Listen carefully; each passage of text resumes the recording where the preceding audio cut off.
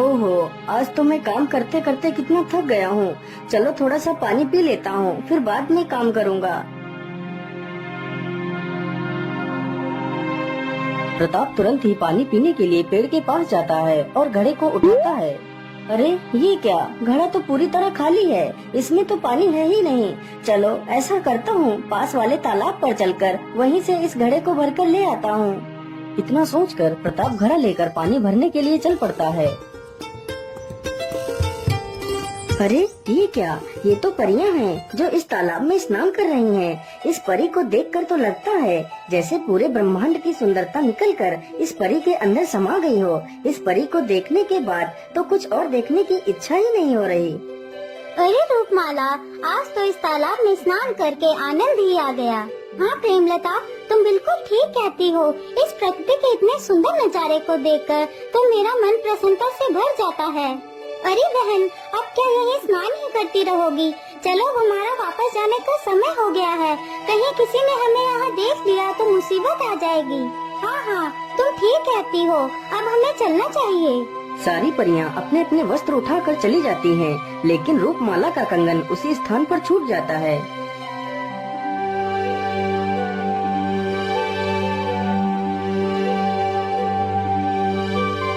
अरे ये क्या, ये कौन सी वस्तु है जो इतना ज्यादा चमक रही है? चलो चलकर देखता हूँ।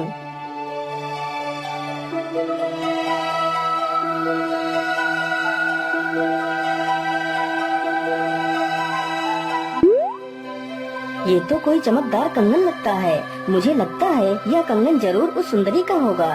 चलो मैं इसे अपने पास ही रख लेता हूँ।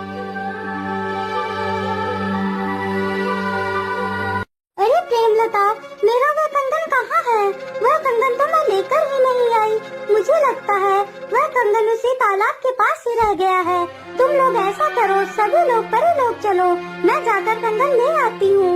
वह कंगन मेरी माँ की आखिरी निशानी है। इतना कहकर रूपमाला कंगन लेने के लिए चल पड़ती है।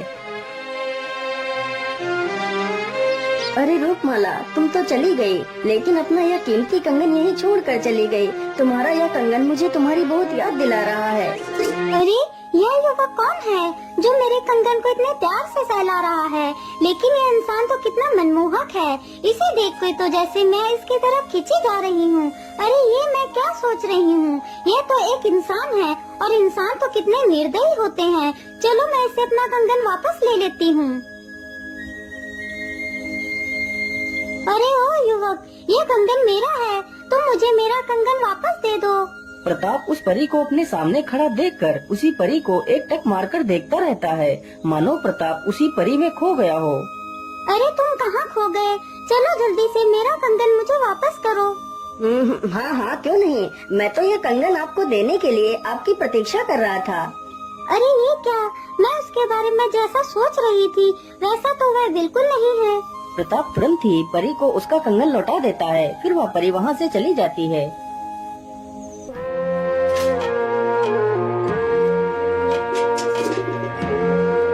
क्या करूं, मेरा मन तो कहीं भी नहीं लग रहा है। जब से मैं उस परी से मिला हूँ, तब से मेरी आत्मा तो मानो उसी परी के साथ ही चली गई है। अब मैं क्या करूं? मैं ऐसा करता हूँ, कल उसी तालाब के पास चलकर बैठता हूँ। हो सकता है वहाँ चलकर मुझे थोड़ा सा सुकून मिल जाए।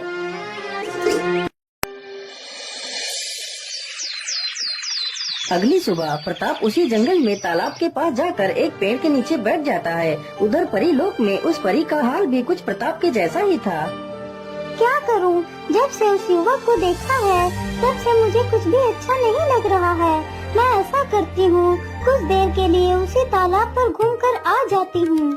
इतना सोचकर रूपमाला भी वहाँ से चल देती है। अरे ये क्या, इतनी सुंदर बांसुरी कौन बजा रहा है?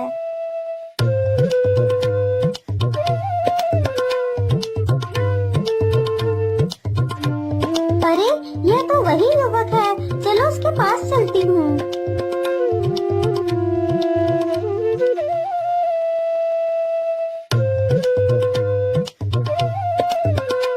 अरे वाह युवक, तुम तो कितनी मनमोहक बांसुरी बजाते हो। तुम्हारा नाम क्या है? अरे आप यहाँ पर कैसे? हाँ, जैसे तुम यहाँ पर आ गए वैसे मैं भी आ गई, लेकिन अभी तक आपने अपना नाम नहीं बताया। मेरा नाम प्रताप है, और वैसे आपका क्या नाम है? मेरा नाम रूपमाला है, प्यार से मुझे लोग रूप बुलाते हैं। इसी प्रकार वे दोनों रोज एक दूसरे से मिलने लगते हैं। अच्छा प्रताप, अब मैं चलती हूँ, मेरा वापस जाने का समय हो गया है। क्या हम लोग कुछ देर और नहीं बैठ सकते? लेकिन प्रताप, मैं तो सुबह से तुम्हारे पास ही बैठी हूँ, अब तो शाम भी होने वाली है, इसलिए मुझे चलना चाहिए। ठीक है रूप, मैं कल तुम्हारा इसी जगह पर इंतजार करूँगा।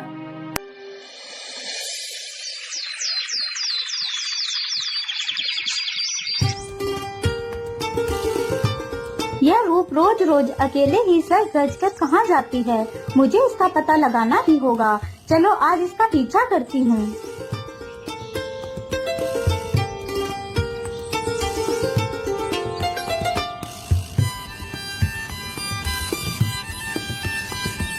अरे ये क्या, यह रूप किस युवक से मिल रही है? लेकिन यह युवक तो कितना सुंदर है, इसे देखने के बाद तो कुछ और देखने की इच्छा ही नहीं होती।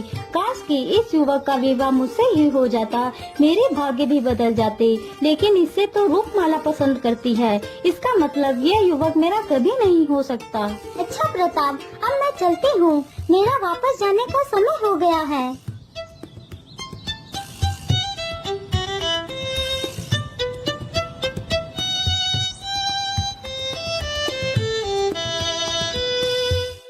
चलो मैं इस युवक का पीछा करती हूँ और देखती हूँ आखिर ये इंसान कहाँ पर रहता है।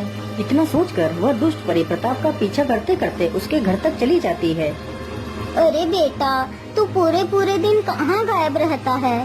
तू तो ठीक से खाना पानी तक नहीं खाता पीता। माँ, मैं रोज तेरी होने वाली बहू से मिलने के लिए जाता हूँ। लेकिन बेटा, अब तो तू कितना बड़ा हो गया है ना, जिसने आज तक अपनी माँ से यह बात छुपा कर रखी। अरे नहीं नहीं माँ, मैं बस आपको बताने वाला ही था। अरे माँ, आज तक मैंने भला आपकी मर्जी के बिना किसी कार्य को किया है जो मैं ये काम कर लेता?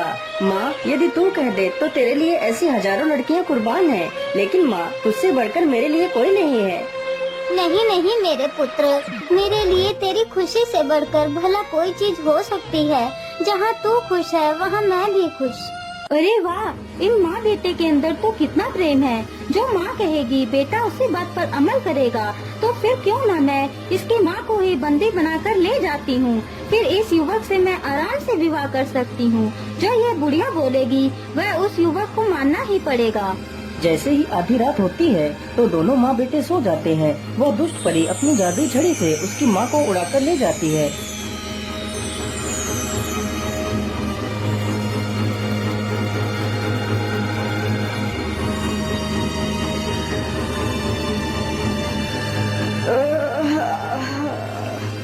अरे माँ, तुम कहाँ हो? मुझे बहुत जोर की प्यास लगी है, मुझे थोड़ा सा पानी दे दो माँ।